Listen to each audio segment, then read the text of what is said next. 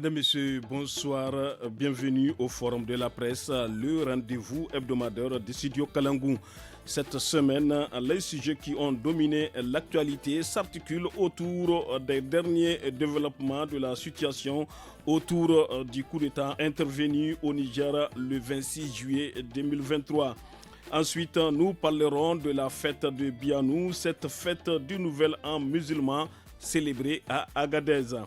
L'actualité, c'est aussi les 9e Jeux de la francophonie qui se tiennent du 28 juillet au 6 août 2023 à Kinshasa, en République démocratique du Congo. Pour commenter et analyser tous ces faits, j'ai le plaisir de recevoir Memouna Diado, journaliste indépendante. Memouna Diado, bonsoir. Oui, bonsoir, Mokhtar. Issa Madougou, journaliste indépendant également. Issa Madougou, bonsoir. Bonsoir, Mokhtar. Abachari Arimi, journaliste à la radio alternative. Abachari Arimi, bonsoir. Bonsoir, Mokhtar. À la modération, je suis Mokhtar Hamadou.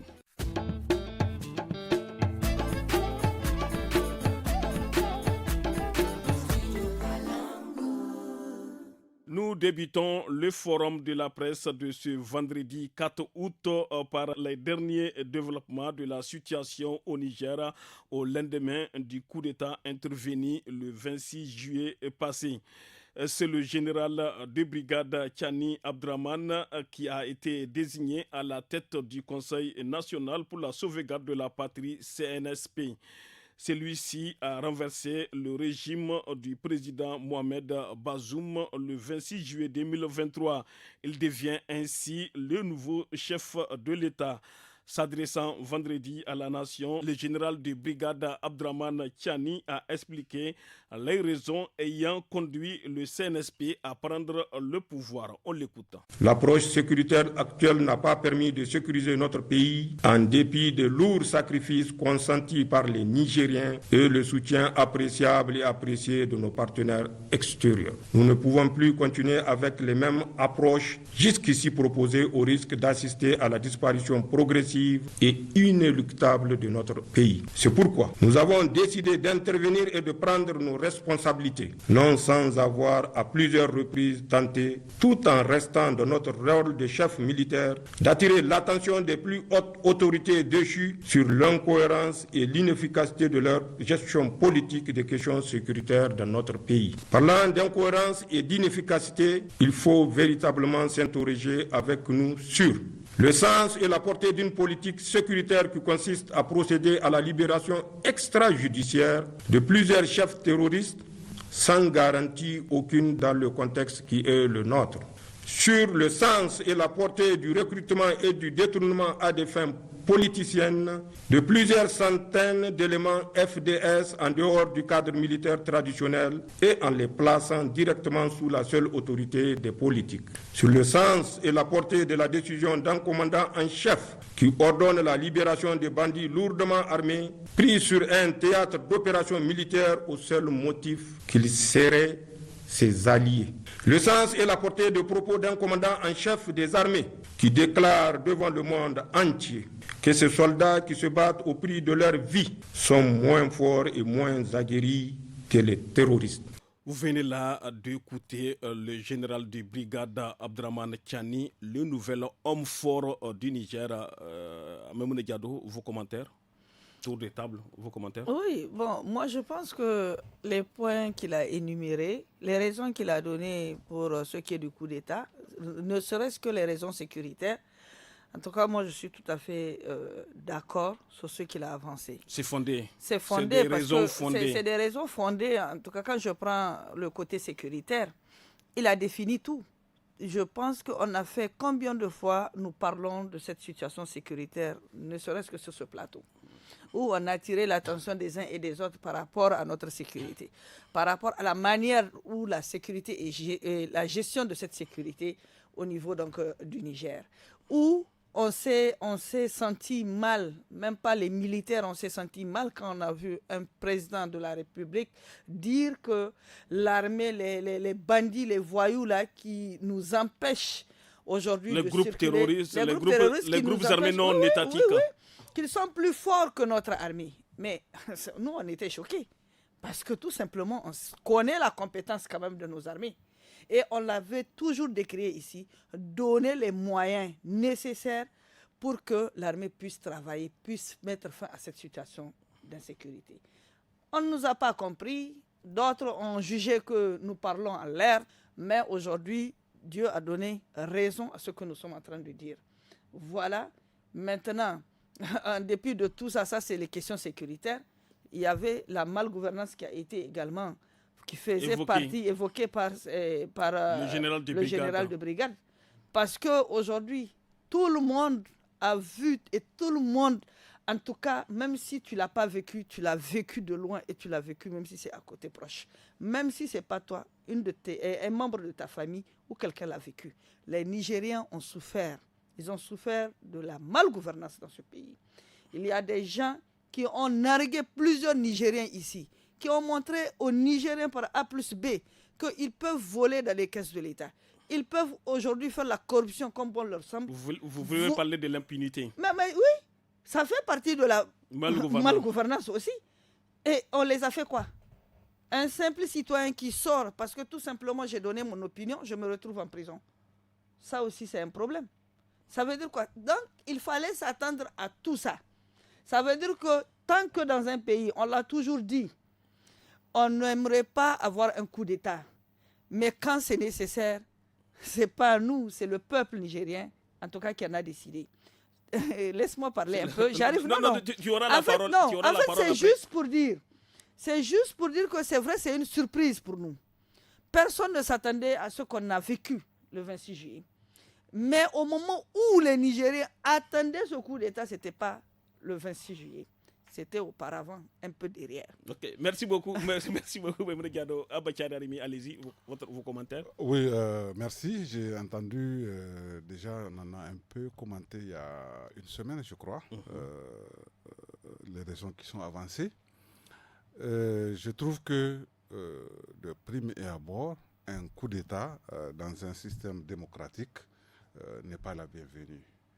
Ça, au moins, c'est très clair.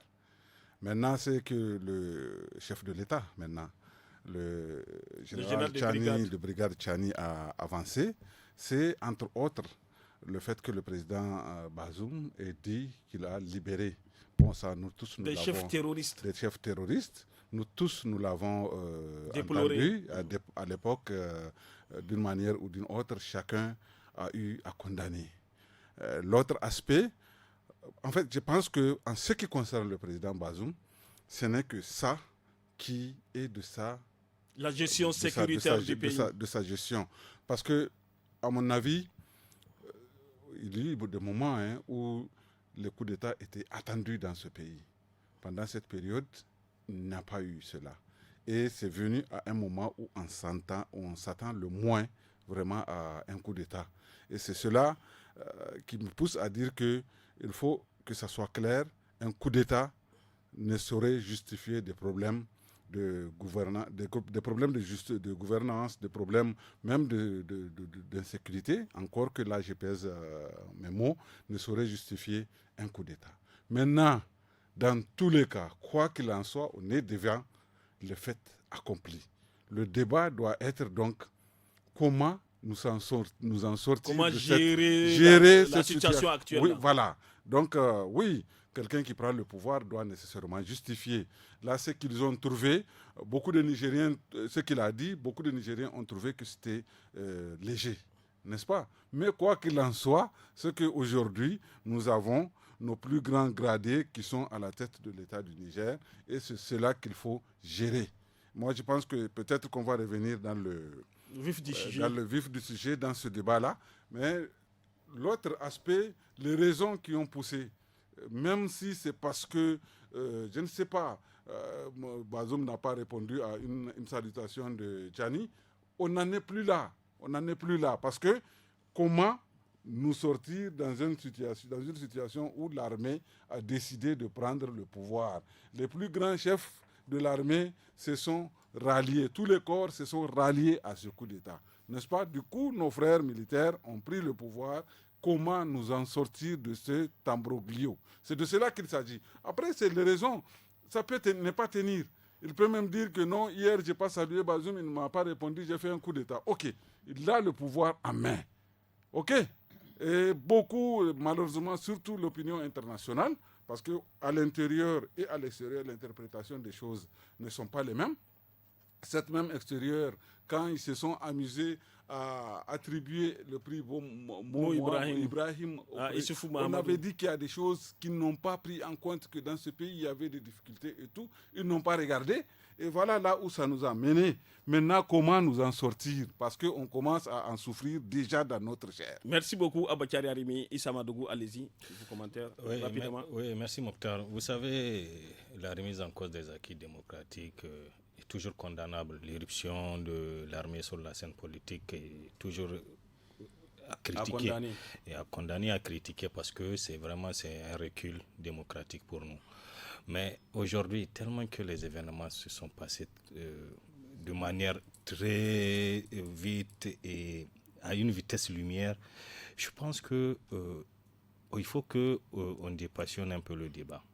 Ce n'est pas maintenant le temps de chercher, parce que nous-mêmes, en tant que Nigériens, on était là en train d'investiguer pour trouver, suite à la déclaration du général Tchani, les vraies raisons par rapport à ce coup de force. Parce qu'on ne s'attendait pas à un coup de force ce 26, et surtout cette période.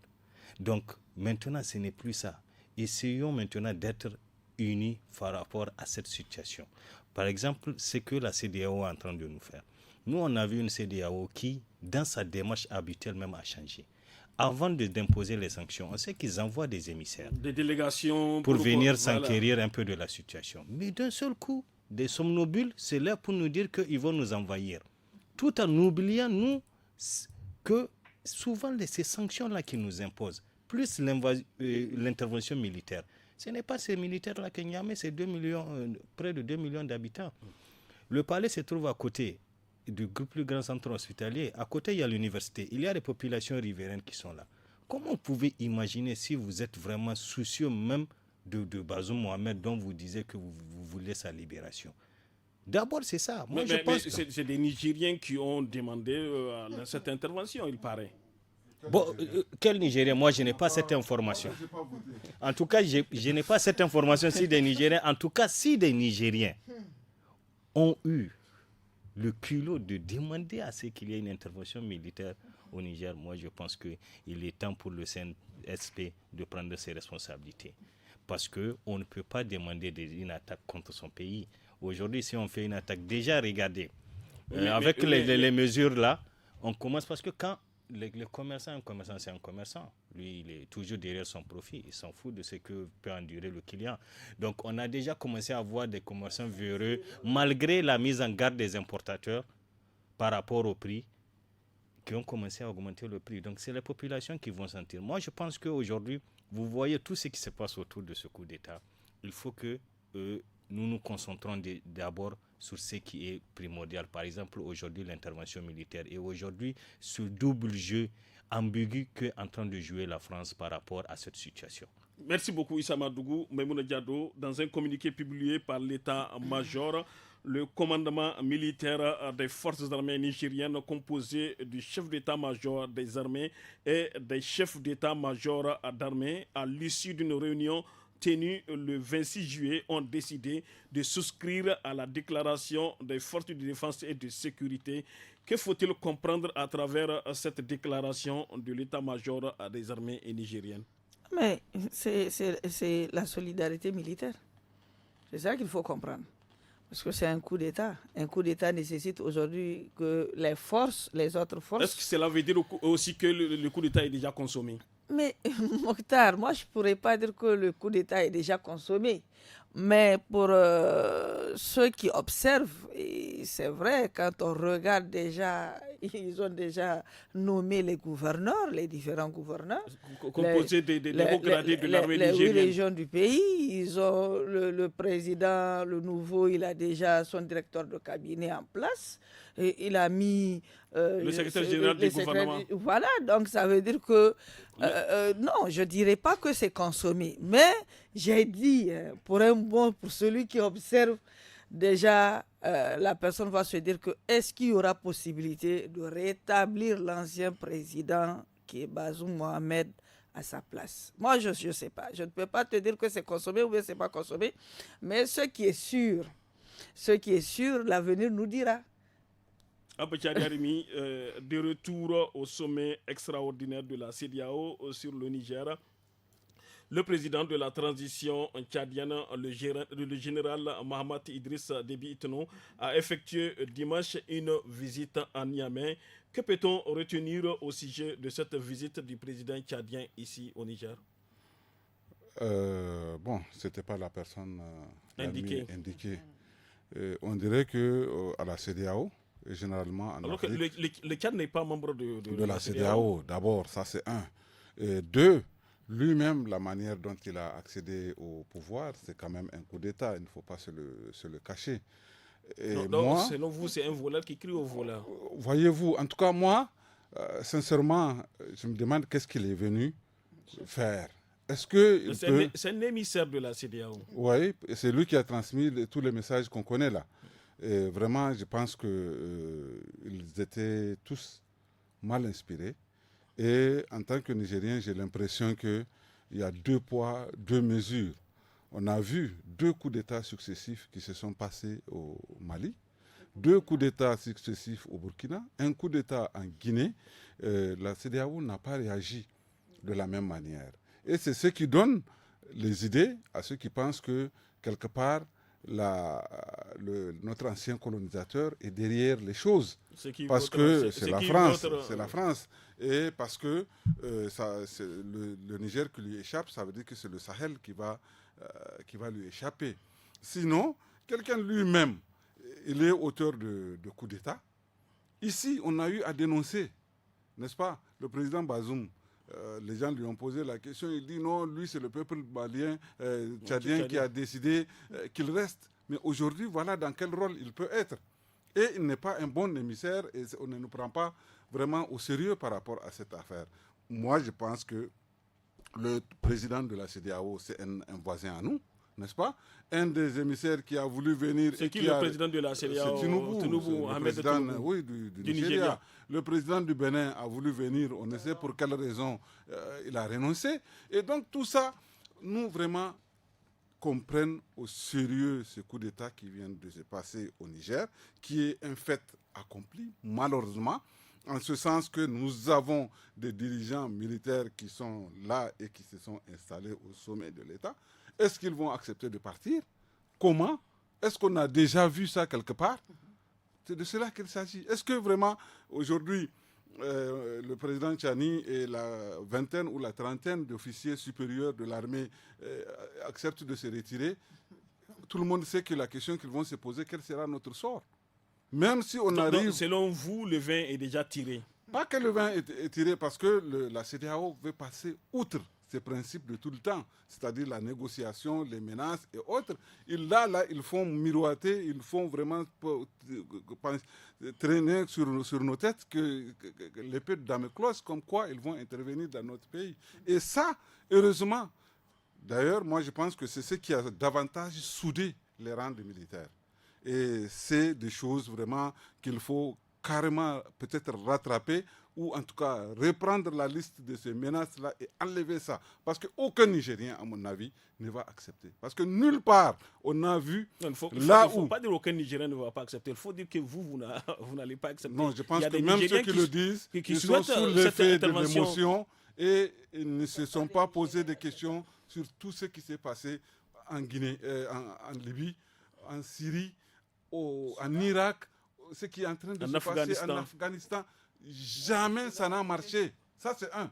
Parce qu'il s'agit de chefs militaires qui ont étudié les mêmes écoles que tous ceux qui peuvent venir de par le monde entier, n'est-ce pas? Qui savent que si on les fait chasser, ça n'est fini pour eux et pour leur progéniture. Mais un homme qui accepterait ça, il est où? Merci beaucoup, Abachari Arimi. Issa Madougou, après l'annonce du coup d'État, des manifestations de soutien au CNSP ont eu lieu dans plusieurs localités ici au Niger. Quelle est votre opinion au sujet de cette série de manifestations? Oui, ces manifestations, le plus souvent spontanées ou à l'appel de quelques structures, témoignent que l'armée bénéficie toujours, toujours du soutien du peuple, quelles que soient les conditions par lesquelles. Parce que je l'ai dit tout à l'heure que c'est condamnable l'irruption de l'armée sur la scène politique. Mais est-ce que c'est tous les Nigériens qui comprennent cette condamnation? Oui, les manifestations, vous savez, on a entendu plusieurs commentaires pour dire que ce sont des manifestations guidées par des Russes ou bien, je ne sais pas, par un lobbying Wagner.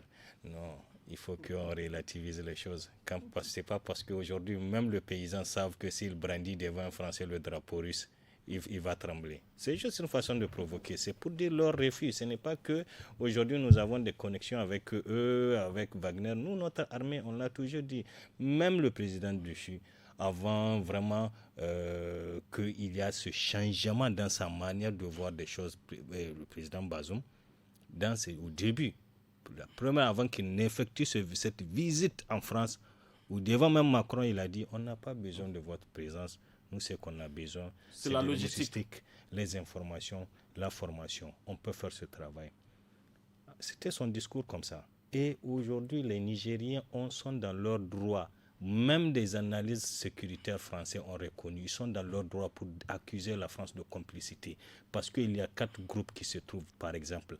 Les soldats français, les soldats nigériens, les populations civiles et les groupes armés non terroristes.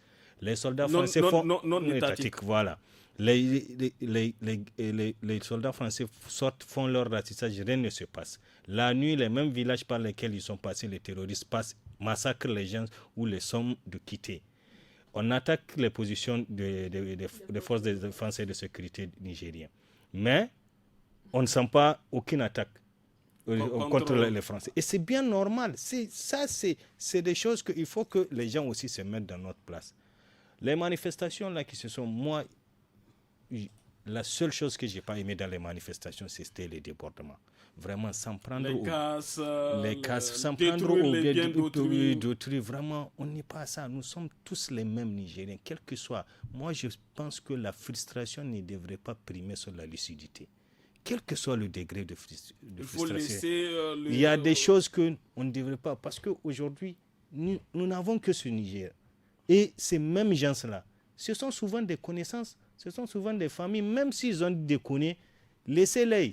Avec la justice. S'il y a un temps de faire de la lumière sur les choses, c'est la justice qui va. Mais se faire soi-même justice, c'est ça que moi, je n'ai pas aimé dans ça. Et c'est pour cela que j'en appelle aux organisateurs de manifestations, vraiment, comme on le voit dans les autres pays, de veiller bien encadrer ces manifestations. Que ces manifestations se déroulent dans l'ordre et démontrent que c'est uniquement l'esprit patriotique qui fait sortir les gens. On a vu au Mali, au Burkina, après même la manifestation, les mêmes organisateurs, accompagnés d'autres manifestants, se retrouvent sur les lieux pour faire le nettoyage. C'est ça qui démontre aujourd'hui que c'est vraiment sur le patriotisme. Et comme je l'ai dit, l'heure n'est plus là à chercher les causes, à justifier le coup d'État. L'heure est à l'unisson. Les assises pour bien cadrer la transition, on les fera après. Mais il faut qu'aujourd'hui, on trouve les voies et moyens pour contrer cette menace-là qu'on pensait vient des gens avec qui on a partagé une communauté vraiment avec une vision et aujourd'hui qui sont en train de se nommer. C'est déplorable d'entendre la réaction de certains diplomates, même de la CEDEAO. Quand on prend par exemple ce que la ministre des Affaires étrangères dit, le Sénégal est prêt à envoyer des troupes sur la CEDEAO. Mais je salue aussi la pertinence du ministre des Affaires étrangères du Bénin, qui a bien pesé ses mots. Malgré tout ce qu'on veut lui faire dire dans ses interviews, non, il privilégie le dialogue. Merci. Moi, je pense que c'est ça. Il faut venir dialoguer avec les Nigériens. Parce que nous-mêmes, entre Nigériens, on est capable de se parler, de se pardonner, de se regarder et d'orienter vraiment toutes les énergies vers une même voie afin de pouvoir sortir du Niger de cette situation. Merci beaucoup, Issa Madougou, Maïmouna Diado.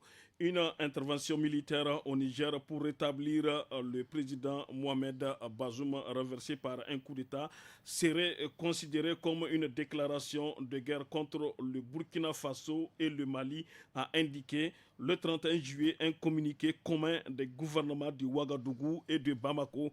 Quelle analyse vous suscite cette déclaration conjointe de ces deux pays voisins du Niger? Mais d'abord, il faut parler d'abord de la CEDEAO. Moi, je pense que en fait, la CEDEAO a mal analysé cette situation du Niger. Ou bien ils font exprès, parce que tout simplement, comme on l'a dit, c'est des syndicats, c'est un syndicat. Parce que si vous êtes pour l'intérêt en tout cas de cette communauté, l'intérêt de la CEDEAO que vous avez dit comme l'intérêt du Niger, du peuple nigérien, vous n'allez jamais vous réunir pour au moins oser même parler d'envoyer une armée sur le Niger. Mais c'est grave. Mais dans ce cas-ci, la CEDEAO avait cette possibilité de réunir toute une armée contre un pays, en tout cas souverain. Mais comment est-ce qu'aujourd'hui, les djihadistes qui sont en train de tuer nos frères dans le Sahel, là, ils n'ont pas pu se réunir autour de ça? Mais c'est grave. Mais c'est grave. Mais dans toute chose, il y a ce qu'on appelle le langage. Il y a ce qu'on appelle la parole en soi. Il y a ce qu'on appelle la négociation douce. Il y a vraiment... on ne devrait pas arriver à cette situation s'ils se sont réunis. Ils nous ont d'abord laissé entendre d'abord le peuple nigérien avant de poser cette question-là, d'envoyer une armée des militaires ici au Niger. Ça, c'est grave. Et je suis sûr que tout Nigérien, en tout cas, tout Nigérien n'osera pas, en tout cas, qui vient du Niger, n'osera pas prédire cette situation pour qu'on lance l'armée. C'est grave. Mais tout ce que je voudrais dire, c'est que d'abord le président sénégalais, il n'a qu'à finir d'abord avec cette situation au Sénégal. Merci beaucoup. Parce qu'aujourd'hui, chez lui, là, il y a le feu aussi qui est attisé là-bas. Merci beaucoup à tous. L'autre Tinubu, là, nous, on pensait pas que... Merci beaucoup à tous. On a servi une courte pause.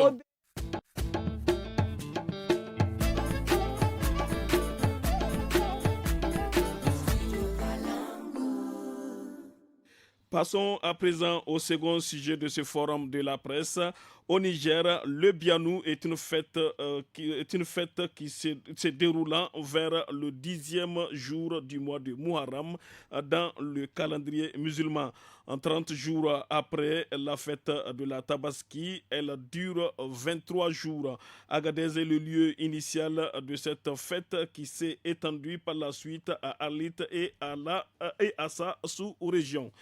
Cette fête célébrant l'Hégire est considérée comme le moment le plus propice au pardon des péchés commis au cours de l'année. Abachari Arimi, sur le plan religieux, cette fête marque l'accueil réservé au prophète Mohamed, paix et salut sur lui, et ses compagnons par les habitants de Médine lors de l'Hégire. Qu'est-ce que le Bianou symbolise pour les ressortissants d'Agadez? C'est une fête religieuse, mais culturelle aussi et sociale. C'est une fête, je le disais ailleurs, initiatique aussi. Parce qu'on dit que c'est une fête de 3 jours, mais ceux qui sortent de la ville pour observer une retraite le font pour quelques jours, et c'est leur retour qui est fêté, ce qui constitue l'apothéose de cette fête-là. Et donc, c'est vraiment à l'unisson que ça se fait. C'est les femmes, les jeunes, les enfants, les vieux, tout le monde participe. Et c'est vraiment pour célébrer, tel quand le prophète est revenu à Médine, vraiment un retour triomphal dans l'unité des cœurs et des esprits. Et donc, c'est bien sûr que Agadez en a fait sienne cette fête-là. C'est devenu vraiment une pratique rare dans le monde entier, et c'était un pôle d'attraction, y compris des touristes. N'est-ce pas? Aujourd'hui, l'insécurité fait que beaucoup d'étrangers ne peuvent pas venir pour assister à cette fête-là. Mais ça, c'est assez original. C'est assez original en ce sens que eux, les Agadésiens, vraiment considèrent ça comme une occasion de se pardonner, comme on le fait dans la religion musulmane à l'occasion de la fête de Tabaski, à l'occasion de la fête de Ramadan, mais aussi c'est une occasion supplémentaire pour se présenter des excuses. Et vous le savez comme moi que c'est généralement vraiment très sincère en la matière. Et donc, c'est vraiment pour apaiser le cœur, pour tourner les pages et pour vraiment se mettre à nouveau à vivre ensemble. C'est vraiment pour vivre ensemble, pour la coexistence pacifique, n'est-ce pas? En tout cas, au moins pour pacifier s'il y a des conflits à la matière. C'est l'occasion pour les chefs de tel ou tel autre camp vraiment de se présenter les excuses. Donc c'est une fête culturelle très prisée et qui mérite une attention. Je le disais il y a quelques jours, que ça mérite, n'est-ce pas d'être implémenté dans les autres régions, mais d'être vu vraiment mais comment faire pour promouvoir cette sûr, fête? C'est une couverture médiatique, tu le sais, vous le savez, c'est une couverture médiatique vraiment beaucoup plus importante. Mais comment expliquer le désintéressement des autorités au plus haut sommet à l'égard de cette fête? Bon, cette année, c'est particulier, on le sait. Ça a été chamboulé ça a coïncidé avec le coup d'État. Le départ, en tout cas par le coup d'État, c'est ce qu'il faut dire. Donc l'arrivée de nouveaux dirigeants, le départ ou en tout cas l'incarcération des anciens dirigeants. Donc il n'y a personne pour s'en occuper. De nouveaux gouverneurs sont nommés, ils n'ont pas encore occupé. Voilà. Mais même avant, ça ne fait pas, les gens d'Agadez font l'effort de communiquer au plan national, mais il n'y a pas un accompagnement, je dirais, du ministère, par exemple, de la culture. Ça doit être un événement culturel national. Et je le disais tantôt aussi que ce n'est pas la seule fête culturelle nationale qui mérite un accompagnement de l'État. Il y a, oui, le Bianou, mais il y a le Guérol. Et je parle aussi à une fête. Il y a la cure salée aussi. La cure salée, une fête qui a cessé d'exister dans la région de Difa, c'est le Simaorom de Ningimi. C'est une fête extraordinaire où tu verras vraiment... tu auras du plaisir pour tes yeux. Malheureusement, nous-mêmes, on était tout petits quand ça a cessé et ce n'est plus. On peut restaurer cette fête-là pour que, justement, le pardon, le plaisir de se retrouver ensemble. Parce que tout ce beau monde qui s'est fait la guerre, c'est des gens de la même famille. Il ne faut pas se les cacher. C'est des gens issus du même terroir. Donc, vraiment, c'est l'occasion de... Quand il n'y a pas ça, la nature a horreur du vide. Et donc, il faut vraiment revivifier ces fêtes-là. Il faut que l'État le soutienne. Il faut que les régions les soutiennent. Parce que généralement, c'est des cérémonies, des activités qui sont portées par ou la chefferie traditionnelle seulement, ou vraiment des groupes de personnes, parce que de père en fils, ils ont vu se dérouler et ils ne veulent pas laisser mourir. Non, justement, ça ne doit pas mourir, mais avec la contribution de tous. Les Nigériens doivent être informés du déroulement de toutes ces... On part aujourd'hui, regardez, il y a des festivals qui se passent en Europe, mais étant donné qu'ils ont envoyé nos salons par leur chaîne, mais tu as l'impression que c'est à Niamey que ça se passe. On peut donc en faire aujourd'hui. Malheureusement, la couverture médiatique avec le numérique, avec le téléphone et tout, ne coûte pas aussi cher qu'avant.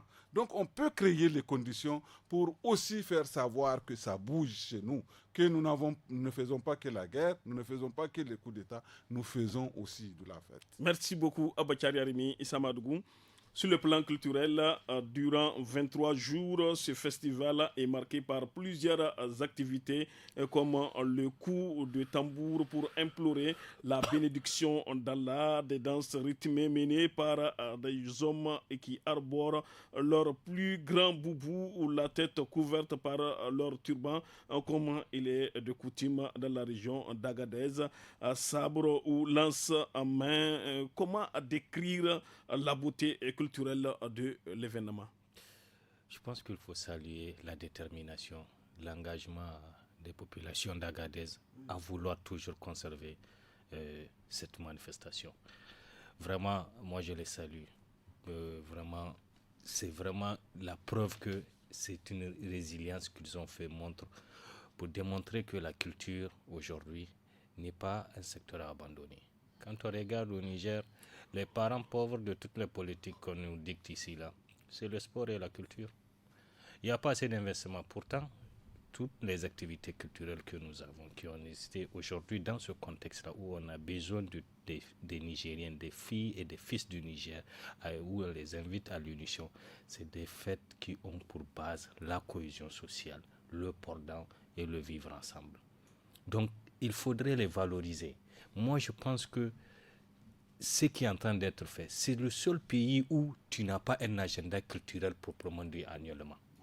C'est le seul pays dans la sous-région où tu n'as pas un agenda culturel qui est là, où tu sais à quelle période il y a cette fête, où on crée les conditions pour qu'il y ait de la visibilité autour de la fête. On prend le cas simplement, qu'on s'arrête toujours à Agadez. Agadez est connu comme un vivier du tourisme. Depuis des années, c'était la léthargie. Les gens il n'y a pas d'appui, les gens se sont versés maintenant dans le transport des migrants. On a fait tout pour les paupériser avec des promesses mensongères. Jusqu'à aujourd'hui, certains ils n'arrivent plus à faire d'activités, ils sont perdus. D'autres sont versés dans l'insécurité, dans des activités illicites. Voilà des moyens aujourd'hui. Moi, je pense que, comme on est aujourd'hui, dans le cadre, on dit aussi, d'une nouvelle dynamique, je pense que la culture devrait être un secteur qui devrait nécessiter et attirer autant d'investissements. Je ne peux pas comprendre qu'on puisse allouer des fonds pour la cure salée oubliée, par exemple, le Bianou ou l'aspect culturel, religieux, le bien social, le bien fondé, le raffermissement des liens. On constitue même la cure salée qui était tellement avant. Mais beaucoup, quand vous faites aujourd'hui le tour dans ces zones, vous demandez à des gens qui participaient avant, ils vous disent que non, c'est devenu institutionnel. Eux, ils ne se retrouvent plus dedans. Donc, moi, je pense que c'est le lieu de recadrer les choses et de faire des politiques basées vraiment sur ce qui a de plus-value pour nos communautés.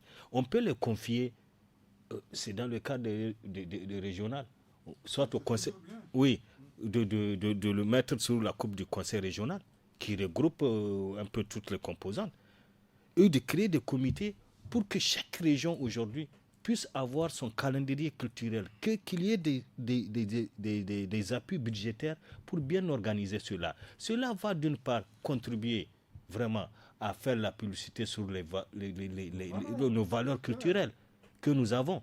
Cela va essayer aussi d'occuper, de créer une certaine économie autour d'eux. Aujourd'hui, si tous les Nigériens convergent, s'il y a eu tellement depuis des années, on dit une grande partie des Nigériens convergent, parce qu'il faut cela aussi, il faut inculquer, il faut amener les Nigériens nous-mêmes à nous intéresser nous-mêmes à tous ces festivals-là qui se déroulent sur notre territoire, que des Nigériens convergent vers là. C'est aussi une valeur ajoutée à l'économie. Donc, par l'économie, par la culture, on peut développer le pays.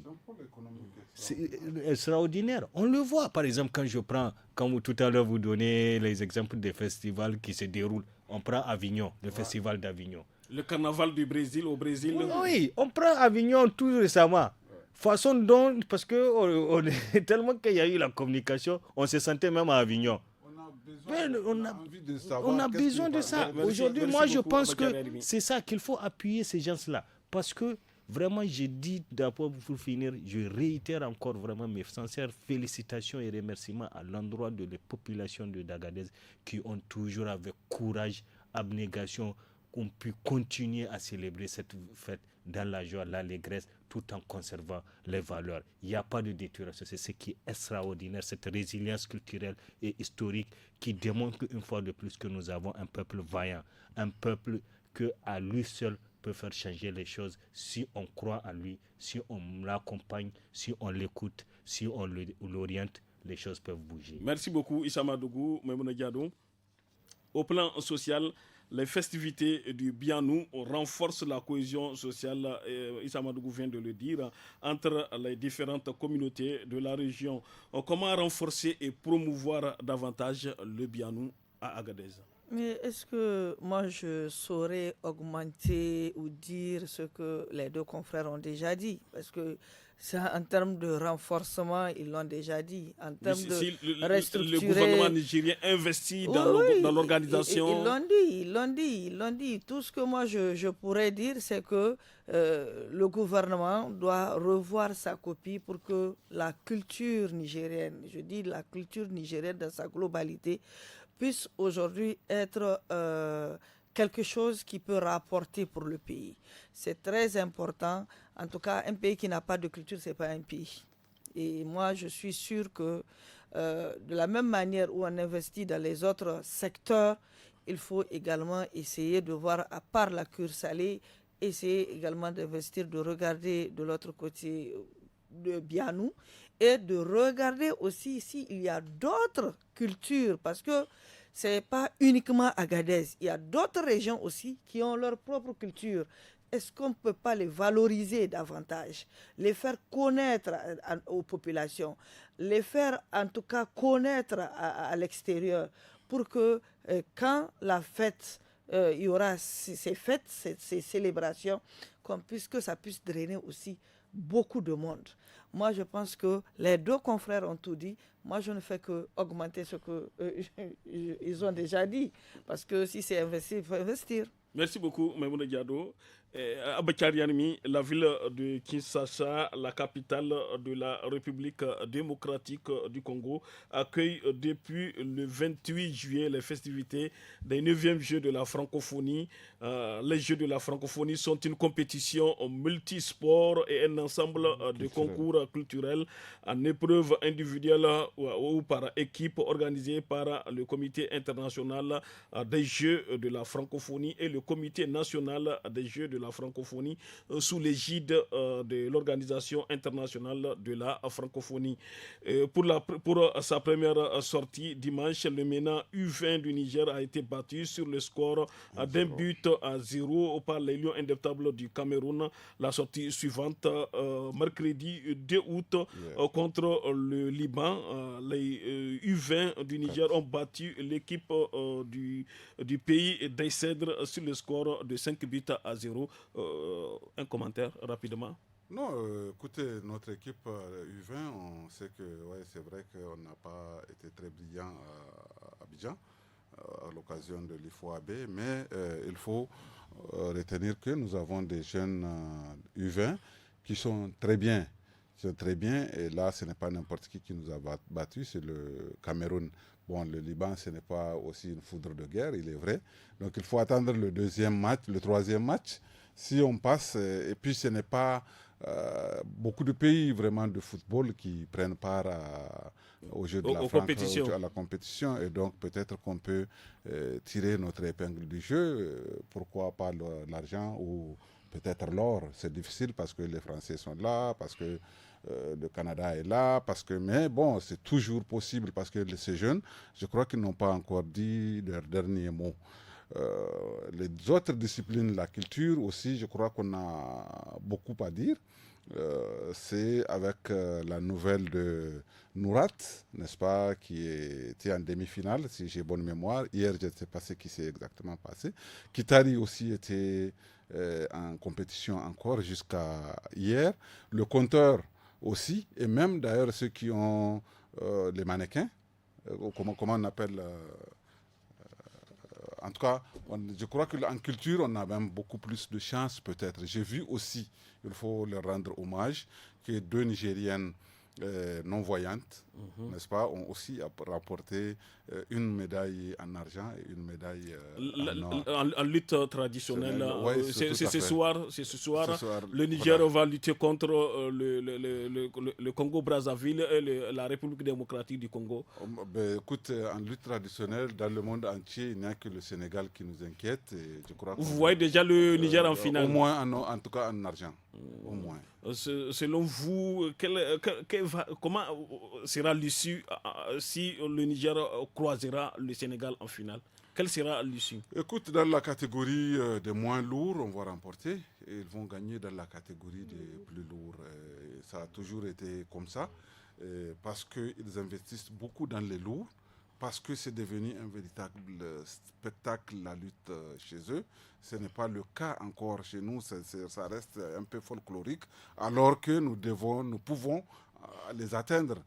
On a vu déjà que il est arrivé que Langalanga terrasse leur lourd. Ici, ça c'était hier. Même Mohamedou de Niamey avait aussi terrassé. Ibrahim. Ça, c'est plus récent encore. Mais c'est juste vraiment l'investissement en la matière qu'il nous faut vraiment améliorer, l'investissement financier, mais aussi humain, vraiment la valorisation de ce que nous faisons en tant que la transformation des choses en pôle économique, c'est à l'ordre du jour. C'est de ça qu'il s'agit pour notre lutte aussi. Ça doit être une lutte qui va contribuer à donner du boulot aux jeunes, à donner vraiment du boulot aux pratiquants et à être un pôle où rien que la billetterie peut nourrir les lutteurs. Voilà, c'est de cela qu'il s'agit. Merci beaucoup à tous. Nous sommes au terme de ce forum du studio Kalangou. Merci à nos invités, Memouna Diado, journaliste indépendante, Issa Madougou, journaliste indépendant également, et Abba Arimi, journaliste à la radio alternative. Merci à vous tous, chers auditrices, auditeurs, téléspectatrices, téléspectateurs, pour votre fidélité au programme du studio Kalangou. Rendez-vous samedi et dimanche dès 17h sur nos 52 radios pour suivre l'actu des jeunes suivi de tout ça la Fada. Et à partir de 18h15 samedi, suivez le forum en Hausa et dimanche, c'est lui en Zarma. Merci aussi à la technique côté son assurée par Abdoulaye Yakouba et à la réalisation Issa Lawali. C'était Mokhtar Hamadou à la modération du forum. Merci, au revoir.